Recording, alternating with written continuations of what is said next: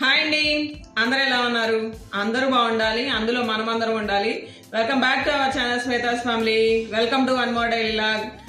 Daily log అంటేనే చేసి మన ఛానల్లో చాలా రోజులైందండి. ఈ సమ్మర్ వెకేషన్, ఈ పిల్లల గోల, అలాగే ఎండలు అన్నీ కలిసి వచ్చినాయి. సో గ్యాప్ అయితే తీసుకున్నాం అనమాట. కానీ ఈ గ్యాప్ లో చాలా అంటే చాలా పనులు జరిగిపోయినాయి. మనం చూస్తూనే ఉన్నాం చిన్నప్పటి నుంచి. అంటే ఎప్పటికీ ఖర్చులు పెరుగుతూనే ఉన్నాయి. ఖర్చులు అనేవి తగ్గవు, కాస్ట్ ఆఫ్ లివింగ్ పెరుగుతుంది. అలా దానికి తగ్గట్టు మన ఆదాయం పెరుగుతుంది అంటే పెరగదండి.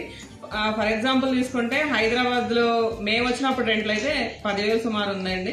ఇప్పుడు 2 BHK అంటే 25,000, 26,000. అది అంటే అది పెరుగుతుంది అంటే వాళ్ళ ఇక్కడ ఉన్న పరిస్థితులు బట్టి పెంచుతున్నారు. దాని గురించి ఇదేం లేదు. కానీ దానికి తగ్గట్టు మనం ఉండాలంటేనే కొంచెం ఆలోచించాల్సి వస్తుంది. సో ఇంకా చూసి పరిస్థితులు ఇలా ఉన్నాయి కదా అని మేము కూడా ఒక హౌస్ అయితే తీసుకున్నాము. ఈ హాలిడేస్ లోనే అది చక్కగా జరిగిపోయింది.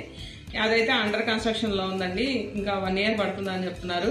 సో ఈసారి మనం అక్కడికి వెళ్ళినప్పుడు ఒకసారి ఒక వ్లాగ్ లో కవర్ చేయడానికి ట్రై చేస్తాను. ఈ హడావుడి ఈ సమ్మర్ లో మేమైతే అదొక పని అయితే తీసుకున్నాము. ఇంకా సమ్మర్ విషయానికి వస్తే ఎండలంటే మామూలుగా లేవండి. 42, 43. మామూలుగా ఎప్పుడు హైదరాబాద్ వస్తే చెమటలు పట్టవు అలా అనుకుంటారు కదా. కానీ ఈసారి అయితే చెమటలు పట్టించింది హైదరాబాద్ లో. టెంపరేచరు ఏసీ మనం లేకపోతే ఉండలేము అనే పరిస్థితికి వచ్చింది. ఎప్పుడు ఏసీ రన్ చేసుకొని కూర్చుందామా అన్నట్లుంది. కానీ మనం దానికి అలవాటు పడితే మన టెంపరేచర్లోకి వెళ్తే ఉండలేం కదా. అంత టెంపరేచర్లు ఉన్నాయన్నమాట. సమ్మర్ వచ్చిందంటేనే అందరికి ఇష్టమైన ఫ్రూట్ ఏంది అంటే ఇంకా మ్యాంగో అండి. ఇష్టమున్న ప్రతి ఒక్కళ్ళు అయితే మ్యాంగో, పెరుగన్నం, మ్యాంగో ఉంటే చాలు, ఇంకా మాకు కూరలు ఏం అవసరం లేదు సమ్మర్లో అంటారు. ముఖ్యంగా నేనైతే అలానే అంటానండి. కానీ మ్యాంగోస్ ఏంటి బయట ఇప్పుడు ఈ సంవత్సరం మరీను కాయ అయితే చూడటానికి అంటే ఎల్లోగా ఉంటది. కానీ తీసుకొచ్చి చూస్తేనేమో లోపల గట్టిదనంగా ఉంది. అసలు టేస్ట్ అయితే అసలేం బాగాలేవండి. ఎందుకంటే అవి కార్బైడ్ వేసి పండించేవి కాబట్టి అది పెట్టగానే ఊరిక కాయ మాగిపోయినట్టు ఎల్లోగా వస్తుంది చూడటానికి. కానీ టేస్ట్ అయితే అసలు బాగాలేవండి. ఇంకా అనుకోకుండా మాకు ఒక కాంటాక్ట్ అయితే దొరికింది అనమాట. అక్కడి నుంచి తీసుకొచ్చాం అనమాట ఈ మ్యాంగోస్. ఇవి మన ఇంట్లో న్యాచురల్ గా పండే కాయలు అనమాట. ఆర్గానిక్ అనే చెప్పొచ్చు. అందులో ఎటువంటి ఏమి కెమికల్స్ లేకుండా షాద్నగర్ దగ్గర అనమాట ఈ మ్యాంగో. ఇది వచ్చేసి మ్యాంగో ఫామ్ వచ్చేసి అక్కడి నుంచి తీసుకొచ్చారండి. చూసారు కదా కాయలు ఎంత చక్కగా ఉన్నాయో. ఫస్ట్ కాయ ఈ కలర్ లో ఉన్నప్పుడు కోసారండి తోట నుంచి. కొంచెం చూసారు కదా జస్ట్ ఎల్లోగా వచ్చింది. ఇంకా కోసుకొచ్చారు. తర్వాత 2 రోజులకి కాయ అనేది ఇలా కలర్ మారింది. ఇలా మారిన తర్వాత మనం ఎల్లోగా లేదు కదా, గ్రీన్ గా ఉంది కదా అని అనుకుంటే లోపలంతా ఆల్రెడీ కాయ పండే ఉంటది. ఇంకొక రోజు ఆగితే మొత్తం కాయ మొత్తం కూడా ఎల్లోగా వచ్చేస్తుంది. కాయ టేస్ట్ అయితే చాలా బాగుంది. మేము అంటే మాకు కిలో 60 రూపీస్కి ఇచ్చారు. మొత్తం అంటే కాయ మనకి ఈ సైజ్ కాయ అనుకోండి ఒకటి 30 కిలో అలా ఉందన్నమాట.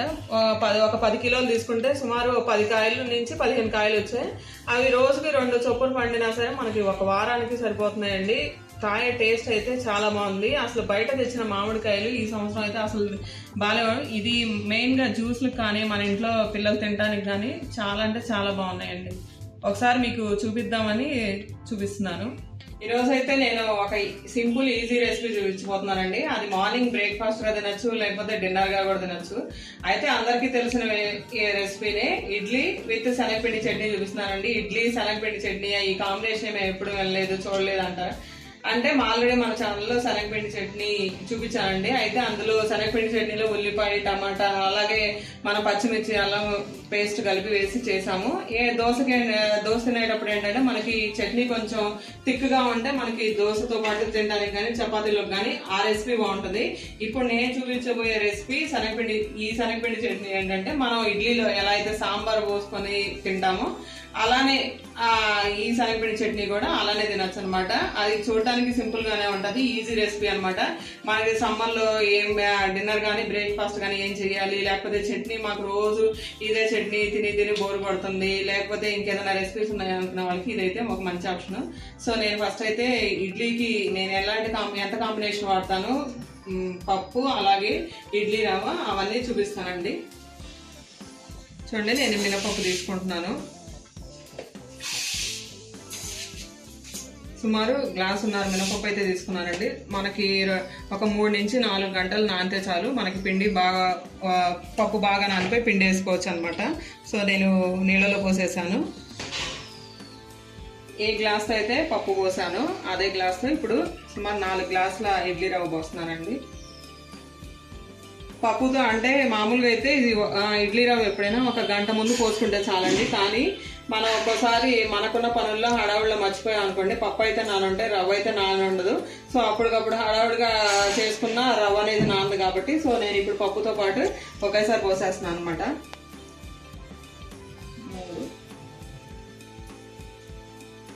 4 గ్లాసులు రవ్వ అయితే పోసానండి. సో మినపప్పు అయితే కడిగేసానండి, నానిపోయే చక్కగా గ్రైండర్లో వేసేసాను. అయితే గ్రైండర్ ఉంటేనే మనకి పిండి ఒదుగా వస్తుంది, బాగుంటుందండి. కొంతమంది ఈ గ్రైండర్ వాష్ చేసుకోవాలి, లేకపోతే మా ఇంట్లో గ్రైండర్ లేదు, బయటకు వెళ్ళి మనకి పల్లెటూరులో అనుకోండి గ్రైండర్ ఎవరో ఒకళ్ళు వేస్తారు అనేది ఉంటుంది. కానీ సిటీలో అనుకోండి ఎక్కడ వేస్తారో తెలియదు. సో మేమైతే డిమార్ట్లో తీసుకున్నామండి, కొన్ని కూడా 10 years అయింది. సో ప్రస్తుతానికి అయితే ఒకసారి రిపేర్ వచ్చింది. ఆ టైం కూడా లోడ్ ఎక్కువ వేయడం వల్ల వచ్చింది అనమాట. ఇంకా ఆ తర్వాత నుంచి అయితే కంఫర్టబుల్ గానే ఉంది, ఏ ఇబ్బందులు లేవు. అంటే పిండ్లు 2 ఒకేసారి వేసుకోకుండా ఒకటి ఒక రోజు వేసుకుంటే ఏ ఇబ్బంది ఉంది అనమాట.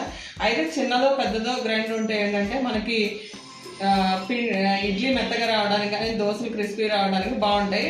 ఇది ఎవరు వాష్ చేసుకుంటారా అనుకోకుండా మనం 3 రోజులకు ఒకసారి అలాగే కాబట్టి ఇబ్బంది ఉండదు. అదే మనం మిక్సీలో వేసుకున్నాం అనుకోండి, 1 గ్లాసు మినపప్పుకి 2 గ్లాసులు రవ్వ కలపాలి. అది కూడా కలుస్తుందో లేదో తెలియదు. పోయినసారి ఒకసారి అంటే 10 years బ్యాక్ స్టోరీ చెప్తున్నాను అనమాట. అలానే చేస్తే ఎలా వచ్చినాయి అంటే మనకి అప్పడాలు ఎలా వస్తాయో అలా వచ్చినాయి ఇడ్లీ. అప్పుడు అది గుర్తుపెట్టుకొని అప్పుడు అదే డెసిషన్ తీసుకొని వెంటనే గ్రైండర్ అయితే తీసుకున్నాం. సో అప్పటి నుంచి అయితే మాకు ఇడ్లీకి దోశకి అయితే ఏ ఇబ్బంది లేదనమాట. సో గ్రైండర్ వేసేస్తున్నాను.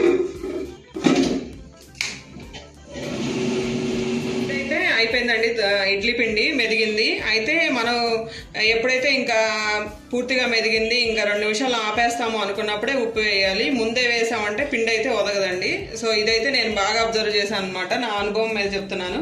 ఇంకా ముందే రవ్వ కడిగేసి పిండి పెట్టేసుకున్నాను. దీంట్లో ఇంకా పిండి తోడుకుంటున్నాను.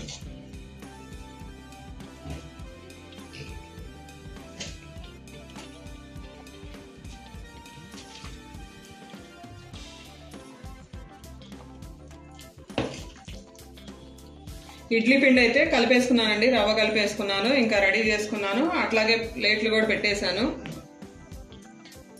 ఫస్ట్ పాత్రలో కొంచెం నీళ్ళు కూడా పోసేసానండి. అయితే మనకి ఫ్రెష్ పిండి అయితేనే ఇడ్లీ పొడి పొడిగా వస్తాయండి. కొంతమంది ఏంటంటే పొంగడానికి సోడా ఉప్పు వేసుకోవడం ఇంకా స్పాంజ్ లాగా రావాలనుకుంటారు. అలా కాదండి, ఫ్రెష్ పిండి వేసుకుంటే ఒకసారి ట్రై చేసి చూడండి, ఆ ఇడ్లీ టేస్టే వేరుగా ఉంటాయి.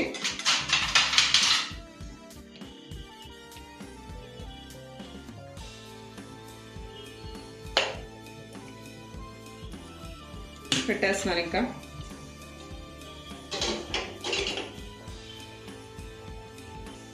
ఇడ్లీ పెట్టేశానండి. ఇడ్లీ అయితే ఉడుకుతున్నాయి. ఇడ్లీ అయ్యే లోపల మన చట్నీ కూడా రెడీ అయిపోద్ది అనమాట. దీనికి ఎక్కువ టైం పట్టదు. ముందు దీనికి కావాల్సిన ఇంగ్రీడియంట్స్ ఏదో చూద్దాం. ఫస్ట్ శనగపిండి, మనకి టేస్ట్కి సరిపడినంత ఉప్పు, అలాగే మనం ఈ రెసిపీలో ఎండుకారం ఏం వాడమండి. కొంతమంది ఎండుకారం వాడతారు. ఎండుకారం వేసినప్పుడు వచ్చే టేస్ట్ కంటే పచ్చికారం వాడితేనే టేస్ట్ అయితే చాలా బాగుంటుంది అనమాట. కొంచెం మాకు కారం తక్కువ నేను 4 పచ్చిమిరకాయలు తీసుకున్నాను. అలాగే కొంచెం అల్లం, కొంచెం కొత్తిమీర. ఇంకా ఇవి కాకుండా ఏంటంటే మనం కొంచెం తాలింపు గింజలు తీసుకుంటాం. తాలింపు గింజల్లో కూడా కొంచెం జీలకర్ర, ఆవాలు తీసుకుంటామండి. మిగతా దినుసులు ఏమి వేయమన్నమాట. అంతే సింపుల్గా చేసేద్దాం. ఫస్ట్ అయితే నేను అల్లం, పచ్చిమిర్చి, అలాగే దాంతో పాటే కల్లుప్పు తీసుకున్నాను కాబట్టి కల్లుప్పు కూడా వేసి మనం మిక్సీలో గ్రైండ్ చేసుకున్నాం. శనగపిండి చట్నీ కోసం ఫస్ట్ గిన్నె అయితే పెట్టేశానండి. అందులో ఒక 2 స్పూన్లు ఆయిల్ వేసాను. అందులోనే కొంచెం నూనె అయితే కాగింది. కొంచెం ఆవాలు, కొంచెం జీలకర్ర వేస్తున్నాను.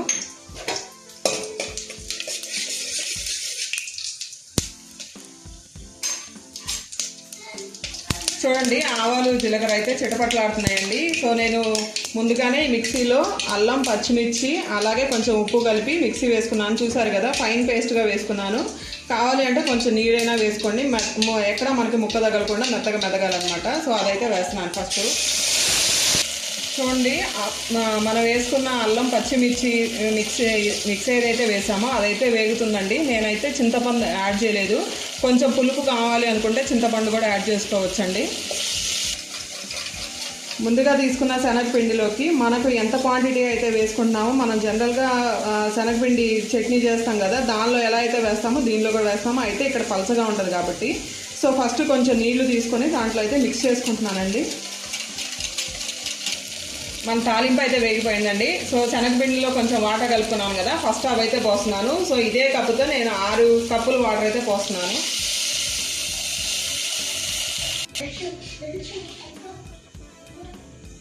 చూడండి వాటర్ అయితే పోసాను కదా, కలుపుకుంటా ఉండాలండి మనకి శనగపిండి అనేది దగ్గర పడే వరకు. ఇప్పుడు చూస్తే మనకి ఎంత పలసగా కనిపిస్తుందో కదా. కొంచెం మన హీట్ అయితే కూడా హై ఫ్లేమ్లో పెట్టాను. మనం కదిపే కొద్దీ చట్నీ అయితే కొంచెం దగ్గర పడిందండి. చూడండి చట్నీ అయితే కొంచెం తెల్లుతుంది కదండి. ఒకసారి చూడండి ఇట్లా. మనకి ఇలాంటి కన్సిస్టెన్సీ కావాలి అంటే ఆపేసుకోవచ్చు, లేకపోతే ఇంకొక తెల్లుడు రానిస్తే ఇంకొంచెం దగ్గర పడిద్దండి. అప్పుడు ఏంటంటే మనకి సాంబార్ లాగా ఉంటుంది అనమాట. ఇంకా మనం ఆ స్టవ్ ఆపే ముందు కొత్తిమీర కూడా కడిగి పక్కన పెట్టేసుకున్నాను. అది కూడా ఒకసారి సర్వింగ్ చేసేసుకుంటే ఇంకా రెడీ అయిపోద్దండి. కొత్తిమీర కూడా వేసేస్తున్నానండి. ఇంకా మనకు ఒకసారి టేస్ట్ అడ్జస్ట్ చేసుకోవాలి. కొంచెం ఉప్పు నాకు పడుతుంది అనిపిస్తే కొంచెం ఉప్పు అయితే యాడ్ చేసుకున్నాను. ఒక తెల్లుడు అయితే రాణిస్తాను, అప్పుడు కొంచెం కొత్తిమీర కూడా మరిగిద్ది కాబట్టి. చూడండి ఎంత చిక్కగా ఉంది. ఇంకా ఇడ్లీ కూడా అయిపోవచ్చినాయండి. ఇంకా స్టవ్ ఆపేస్తే ఇంకా వేడివేడి ఇడ్లీ విత్ శనగపిండి చట్నీ ఇంకా సర్వ్ చేసుకోవడమే. ఇడ్లీ అయితే రెడీ అయిపోయిందండి. అనుకోకుండా మాకు వర్షం కూడా స్టార్ట్ అయిందనమాట. ఇంకా వేడివేడి ఇడ్లీ అలాగే చట్నీ కూడా వేడివేడిగా ఉంది.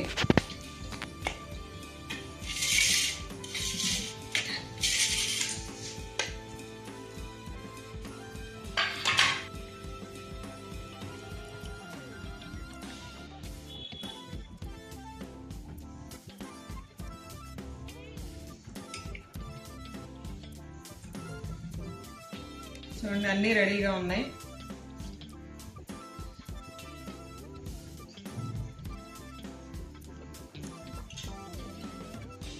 టేస్ట్ అయితే అదిరిపోయిందండి. చాలా అంటే చాలా బాగుంది. సో అందరూ తప్పకుండా ట్రై చేయండి ఒకసారి. నెక్స్ట్ మా ధనుష్కి పెడదాం.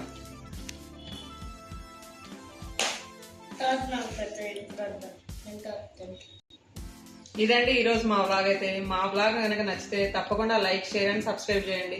మళ్ళీ వేరే వ్లాగ్తో కలుసుకుందాం. అంతవరకు బాయ్ బాయ్.